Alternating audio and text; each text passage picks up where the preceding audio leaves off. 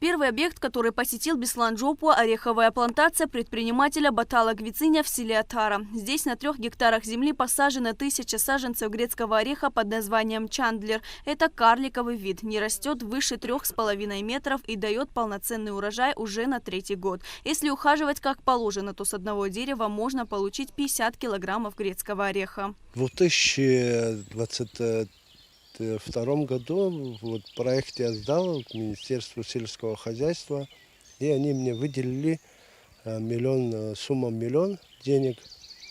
И я на эту сумму, они мне приобрели все материалы, капельные шланги, центральные водопроводные шланги, баки, плюс еще провода для подключения, насосы. Фирма Джамбо 3 штуки, чтобы подача воды, чтобы было. Все, что полагается. Я доволен, очень даже доволен. Ухаживать люблю, фруктов. И так что спасибо большое, то, что они мне сделали, я очень от души рад. В селе Атара министр также посетил тепличное хозяйство предпринимателя Симона Гвициня. Здесь 5 гектаров земли. На 3 гектарах крупными партиями посажены фундук, пекан, фейхоа, виноград и кукуруза. Остальная земля, открытый грунт и 3500 квадратных метров теплицы, занятые овощными культурами. Здесь выращивают огурцы, помидоры, баклажаны, болгарский острый перец, капусту и даже клубнику. Симон Гвициня уже более 15 лет занимается сельским хозяйством. Благодаря госпрограмме ему пробурлили скважину, ведь в выращивании овощных культур вода играет важную роль. Все, что вы здесь выращиваете, начиная от огурцов, здесь продаете, получается, в Абхазии, да, на рынке. Расскажите, пожалуйста, как вы ухаживаете? Ухаживаю рабочие, я и моя семья.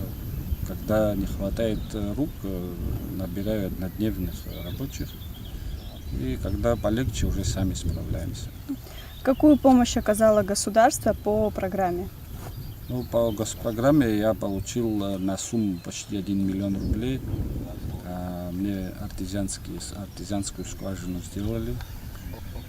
Около 100 тонн навоза, удобрения мне купили.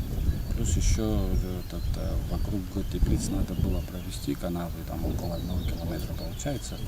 Тоже оплатили работу экскаватора. В целом... Это очень большая помощь, особенно скважины. Скважины вообще цены нету, это самое главное, вода.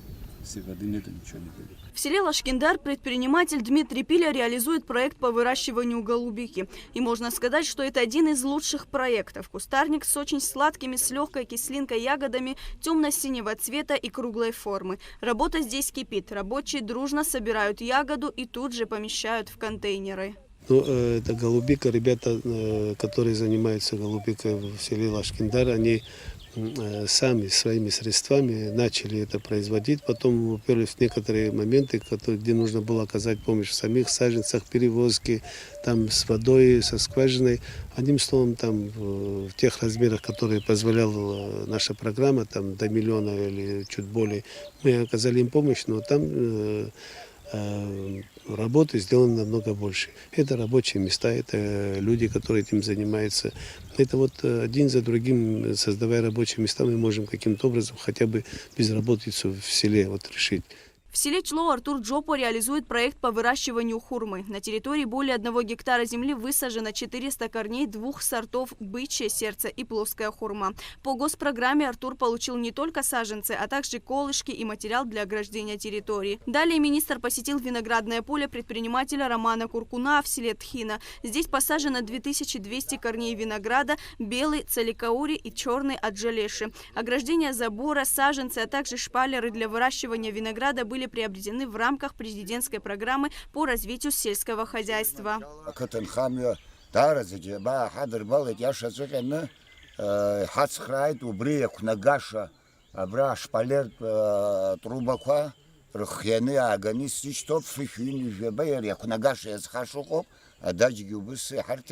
ноябрь зугану бри азн разиги арсни атна хапха яраж хагалан я куцарки пша бас я хацхрай дара зера программа бзё дара зибзё В селе Тхина Димурхора реализует проект по выращиванию малины. Здесь 2 года назад было посажено 2000 саженцев. По госпрограмме была ограждена территория, также приобретено полумеханизированное оборудование для закрытия компотов. В этом году должен был быть хороший урожай, но из-за болезни малины урожая нет. Жители села Гупа Чемчирского района Тенгиз Хведелидзе и Омар Пиля в рамках проекта реализации ведомственной целевой программы развития сельского хозяйства получили оборудование по переработке воска и производству овощей.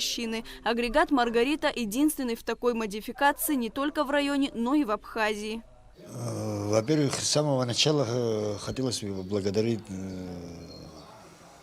Министерство сельского хозяйства во главе с президентом. На самом деле помогли, вот, не ради красивых слов сказано. Вот этот станок в нашем районе необходим был. Не только в нашем районе, а в Абхазии. Потому что в Абхазии всего один станок был такой. Он никак не успевал на всех пчеловодов перерабатывать воск на вощину. Пчеловоды давно занимаются любимым делом. У каждого из них сегодня больше 100 ульев. В хорошие времена было и по 200. И за год пасечники собирали до 4 тонн меда. На сегодняшний день абхазские пасечники принимают заказы на вощину. За год более 90 человек обращались за этой продукцией. Бак – это воскотопка и стерилизатор. Он топит воск до 140 градусов, поднимается, отключается и на стерилизацию идет. Без стерилизации вощина, это, можно сказать, она непригодна. А вот это барабан уже лентообразующий. Отсюда воск сюда идет и лента образуется. Здесь вода холодная, горячая, все. Если все нормально, все работает, за 6-7 часов мы от 180 до 200 килограмм перерабатываем. Беслан Джопа также посетил село Мук, где реализуется проект по выращиванию цитрусовых. Здесь в основном цитрусовые, но бахчевые используют, но здесь тоже более 15 гектаров огорожены, сделаны. Мы помогли здесь саженцам, остальное все своими силами они сделали.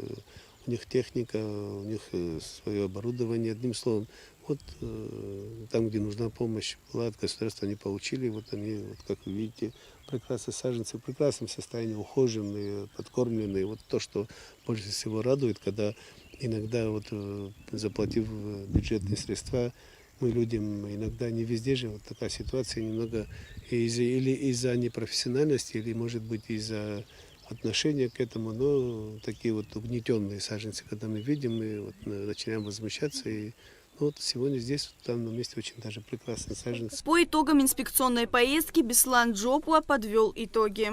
Мы можем сказать, что этот проект настолько удался, что вот люди в подсобных хозяйствах, не масштабные, там вот 200-300 там, гектаров, а именно до гектара, до 2, максимум 5 гектаров или даже того меньше, подсобных хозяйств создали себе с помощью государства небольшие хозяйства, которые будут расширяться в дальнейшем, потому что они ухоженные. Это те культуры, которые имеют спрос на рынке, начиная от восточной хурмы, голубик и вот однолетних культур бахчевых и остальных. Вот то, что мы сегодня смотрели, вот здесь вот цитрусовые насаждения. Одним словом, я думаю, что этот проект нужно будет продолжать. И более того, мы в этом году готовим программу специальную, которая будет утверждаться Кабинетом министров на большую сумму. Мы будем просить руководства страны, это президентская программа, и изначально он был нами предложен, поддержан президентом, и мы после того, как мы сможем провести какой-то отчет и показать все, что происходит по этой линии, и насколько мы смогли помочь людям, и увидев результат, я думаю, что нас поддержит. Если будет возможность у бюджета выделить не 100, а 200 миллионов, я думаю, что наши все проекты удвоятся. То есть Президентская программа развития сельского хозяйства Абхазии реализуется во всех районах республики. В этом году заявки на проекты уже рассмотрены. В скором времени приступят к их реализации. Лаура Капш, Тимур Гогохи, Абхазское телевидение.